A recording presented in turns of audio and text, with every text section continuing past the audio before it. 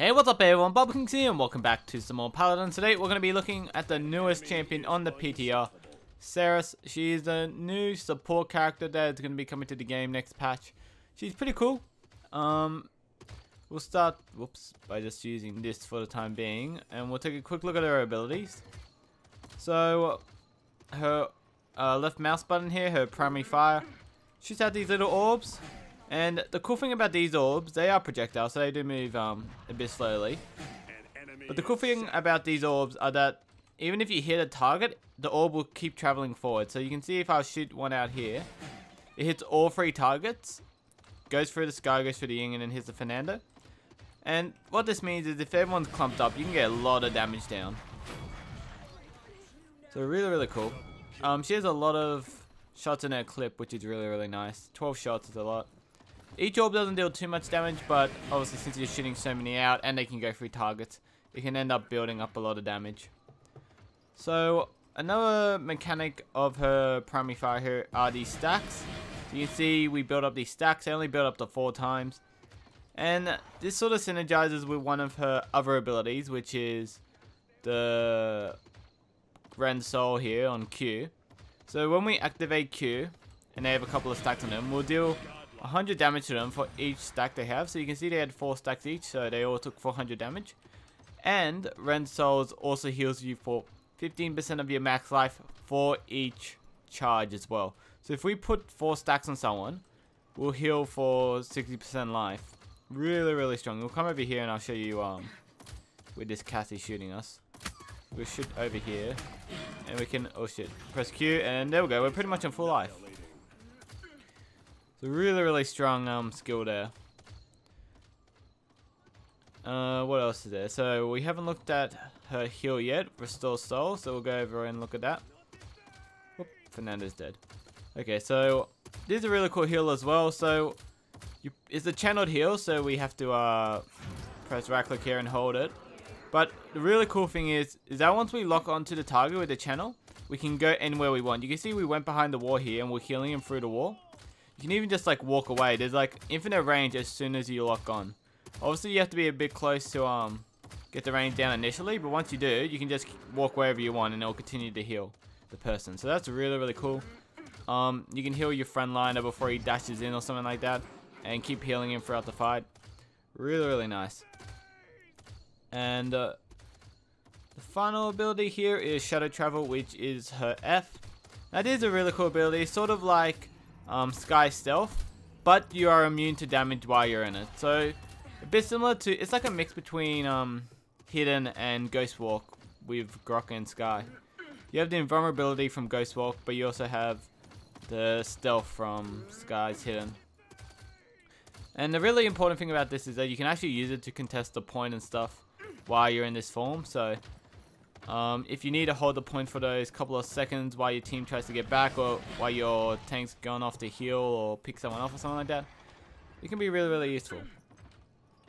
Okay, so is that everything? I think we looked at everything. It's important to note that her soul orbs deal direct damage, but not area damage, even though they go through the people. Okay, so let's go look at the ultimate here. So the ultimate's sort of like a combo ultimate. It doesn't deal much damage by itself, but when you combo with your other abilities and other characters' abilities, it could be really good. So basically we throw down this little orb. After a couple of seconds, it'll pull all the people in. It holds them there for a tiny bit, and this gives us a good opportunity to stack up left click like this and take them all down. So you'll see when they all respawn. Let's get our ult back up real quick here. That's 5 in a row. That we can sort of preemptively fire our left click for when they all get pulled in, so they take like instant damage, and that'll pretty much kill them off when they come together. Okay, cool. So we'll fire this down. You can see it's like a small delay on it, but we can start firing now, and then when they get pulled in, they already get all the stacks on them. So that's really strong, especially if you have one of the other legendaries here, which I'll show off. We'll get back over here. Okay, so let's take a look at the legendaries. So this is the one I was talking about would be really good with your ultimate, Agony here. So when you have 4 stacks of a soul charge on someone and you rend their soul, it will stun them for 1 second. And since it's so easy to build up the stacks with your ultimate, you can actually pull everyone in and then stun them for a second. And then your team can combo off that. So that'll be really, really nice. We also got Mortal Reach here. I think this one's probably really good. The increased range by 300% is massive. Increased duration means more healing. And you'll see there's a couple of cards that synergize with Restore Soul, which are quite good. So not a bad skill there. We got Soul Collector here. I think this one's pretty meh, to be honest. Every time you detonate a target, you gain 2% max life per charge, and this only stacks up to 8 times. So you can only get 16% extra life, which is very small. I think it's around 400 extra life, a bit more I think. But yeah, it's not that much life. I mean, it's like half an attack sort of thing. But the interesting thing is it does synergize with the percentage healing on Rend Soul. So that could be quite interesting. But I just don't think it's enough compared to the others two. Because you look at this one. We'll go with this deck for a second. You look at this legendary, and you can stand so far back and heal. Like, you can see how far back you can stand. That little icon there shows where you can stand. Like, we can stand here and use the heal on him. It's absolutely insane. And the really cool thing about that is you can sort of be like Maldam, but you can sort of be one of these like snipe healers where you can stay on the point or, you know, slightly off the point and heal your flankers and stuff that are flanking the enemy team without having to get like into the enemy backline or anything like that. Like with Ying, you can only heal people that are near you. You can't really heal someone that's way off in the distance. And with this legendary, it actually lets you do that. There's a lot of potential there. It's also a lot of healing. It's 1,000 per second for 2 seconds, and then with the legendary, it's an extra second onto that, so it's 3,000 healing, which pretty much heals any non-tank to full life, and most supports to full life as well. Yeah, really strong. Also has a super low cooldown, 5 seconds. You can reduce this further with some cooldown reduction cards on it. We'll see in a second. That's really nice. What else is there? Let's take a look at the deck. So I've quickly made 2 decks here. This was the first one I thought of making. It was basically a Restore Soul deck. Try and get as much healing out as possible. You see we got some cooldown reduction for Restore Soul to reduce it to 3 seconds because the cooldown it is 5 seconds by default. So this pretty much almost doubles your healing since it's almost halves the cooldown of it. That's really nice. And we also got some other cards with it that reduce the cooldown even further. We got this Bane here. Every time we detonate a soul charge, for each one we gain 0.4 second cooldown reduction on our Restore Soul. So, you know, we can use our Restore Soul, do a little bit of damage, then get our Restore Soul back straight away, and continue healing. I thought that was quite cool. It was pretty decent when I was just testing it out here. Problem is, the healing you get from the card here, it's not too much. I mean, 280 per second is pretty good. You pretty much always have it up. It's pretty decent, but when you compare it to this other build I try out later, it's not even close in the amount of sustain you get. So the main idea is this card here, because your Rend Soul has a ridiculous amount of healing on it for each stack, and we try and boost this up to as high as we can with this. So we get like 4 stacks on the enemy here. And we press Q and we go on full life. It's just ridiculous how much healing it gives out. So putting points into that makes it really strong. Really powerful heal. And then we also got the Blood Pack again, which gives us even more healing. And then we got Never Siphon here for a bit of healing as well. Got the Rend Soul cooldown reduction here because I feel like the heal on it is just so strong in keeping you alive. Like if you like do Rend Soul and then go into F here and just run around for a bit while your Rend Soul cooldown comes back up, you can pretty much get like 3 full life bars off in one fight. It's pretty strong, and especially with Restore Soul here, the healing from that on you and your ally. You have a lot of self healing and ally healing in the one fight. It's pretty crazy. So I definitely think this one's one of the better legendaries out of the 3. So yeah, I also got the extra movement speed on shadow travel here because I feel like if you're using shadow travel, you probably want to try and get away from an enemy. So the extra movement speed might be nice to be able to get away. But yeah, this character is looking really good. A lot of zone potential with her auto attacks. They do have a bit of travel time on them, so you can sort of just like spray down a path or lock down a choke point. An enemy won't be able to run through it, because if they run through it, they'll just get absolutely destroyed, because you can just hit every single one of them that runs through at once. Especially if you have the stun legendary, where you stun them if they have 4 stacks. You could actually do pretty crazy amount of damage if they try and come through a choke point. So very powerful stuff. The heal is also really powerful. Just being able to go behind a wall after you start the heal is absolutely insane. Like, you're just so safe the whole time. You don't have to get anywhere like close to danger, and you can heal people. Really strong. And I think she's going to be viable just because of her combo potential off of her ult. Like, there's so many things you can combo her with. The Victor ult, you know, Sky ult. If anyone decides to play Sky. What else? Eevee's ult. You could Eevee ult, like, you could use this, pull them in, Eevee ult them, they can't get away at all, and then go into like a Victor ult or something. I mean, even you could just, I don't know, even do a Fernando Fireball or something. It'll absolutely wreck them. So much potential here with this ultimate. I think it's a very strong character. She has a lot of survivability, a lot of healing, and she can snipe heal as well, which is really nice. A lot of potential here. And the damage doesn't seem too bad either, especially against non-dive comps, like comps that like to grow up like a death ball sort of thing. Since they're in a death ball, they usually all close together, you can get a couple of stacks onto them with your left click and do lots of damage. But if they're sort of like a dive comp, you know, like a lot of flankers and stuff like that, trying to jump onto your back line a lot, she might have a bit of trouble because she can't pick off people. She can't really, she's not the best 1v1 person in the world. But with her sustain, she could actually survive quite a while against most of the characters.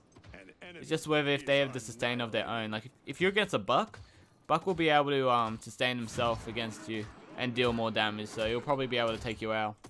Where if you're against someone like a Cassie, you could actually just out-sustain her and pick her off slowly, even though you have a lot less damage. Just because you have so much self-healing. So we'll see how it goes. Yeah, I think she's going to be really good. I think she might have to actually be nerfed a bit, because she seems a bit crazy at the moment with all of her sustain. Especially this Rend soul ability. I think they might nerf the 10% per stack or something like that. Yeah, it just seems very strong. Maybe they could increase the damage on it a tiny bit and reduce the healing on it or something, but I don't know. And the shadow travel ability seems crazy strong as well. 5%, I mean 5 seconds invulnerability. And it's just so strong because you can combo with your cooldowns so well. Like, all the cooldowns work so well with it because they're all pretty much a multiple of 5, so you can use Restore Soul as soon as it comes off cooldown, go straight into Shadow Walk, and it'll be up exactly by the time you come out here. You go like this, and the cooldowns out, and there you go. And a really good thing, actually, I didn't mention this before, is that you can cancel your Shadow Travel early. So you can actually use it to dodge abilities, kind of. Like, if you see a Pippo flying out, you can toggle F and then toggle straight back out after the ult lands. And that way you can sort of protect your friends while they're in chicken form or something like that. Or if you're just dodging some big attack by the enemy, like, I don't know.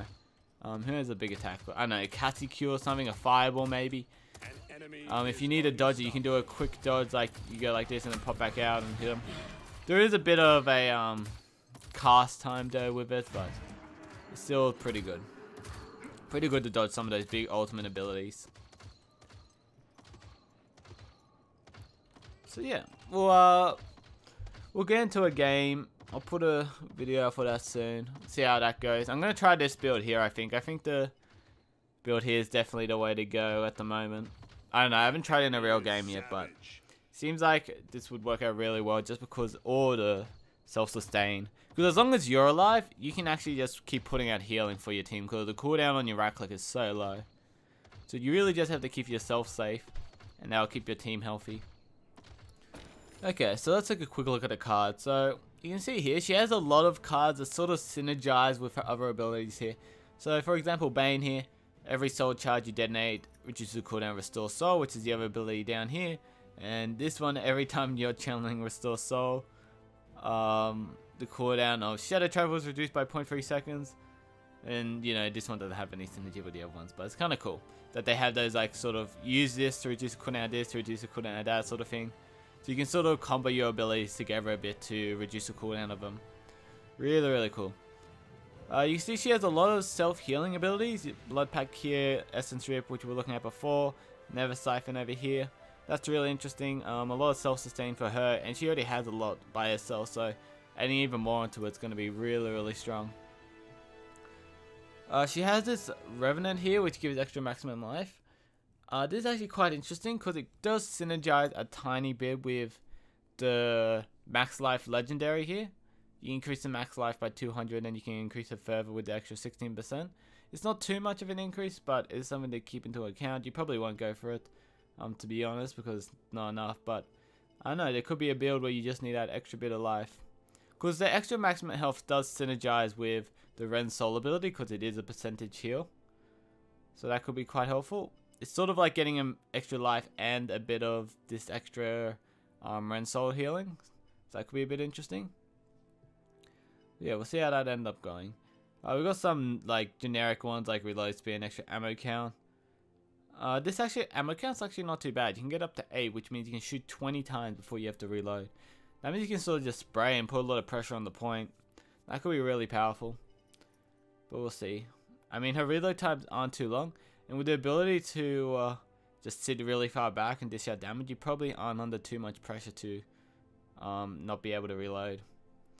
So we have this one here, some extra movement speed when we have an enemy affected by soul charge. This pretty much means it's always going to be up when you're fighting someone. So that could be really strong. An extra 32% movement speed or something like that. I don't know about these ones too much. I think getting like 1 or 2 points in the Dark Whisper could be really strong, just so you can get away from enemies. I don't think you really need to get points into the cooldown of Shadow Travel. I think if you do want to get the cooldown reduction of Shadow Travel, you might as well get Fade to Black here, because it ends up being much more cooldown reduction, especially if you have the Restore Soul Legendary. So, I mean, you could get both and end up having a super low cooldown on it. That could be a thing. You have this, which will put it to 10, and then this will go to 1.2 every second, which ends up being a 3.6, which is 5.6 seconds, which pretty much is 6 seconds. So you pretty much halve the cooldown of Shadow Travel if you have this. So that could be a build. Could be really interesting. Cast on the Shadow Travel. It's already super small, but you could do what we were talking about before, where you go into it and come out of it to dodge like an ultimate or something like that. So if you got really quick reaction times, maybe this could work, but I don't think it's worth putting 4 points into, especially when you have really strong cards over here. Like she has very stacked cards. They're very strong. Yeah, I feel like a lot of these are going to be nerfed. All her base abilities are going to be nerfed. Because if they reduce the max HP heal on your Rend Soul, for example, this is going to be a lot less worth it. But yeah, just really strong cards at the moment. I don't know about this one. This one seems a bit weird. I don't know why it's an epic one.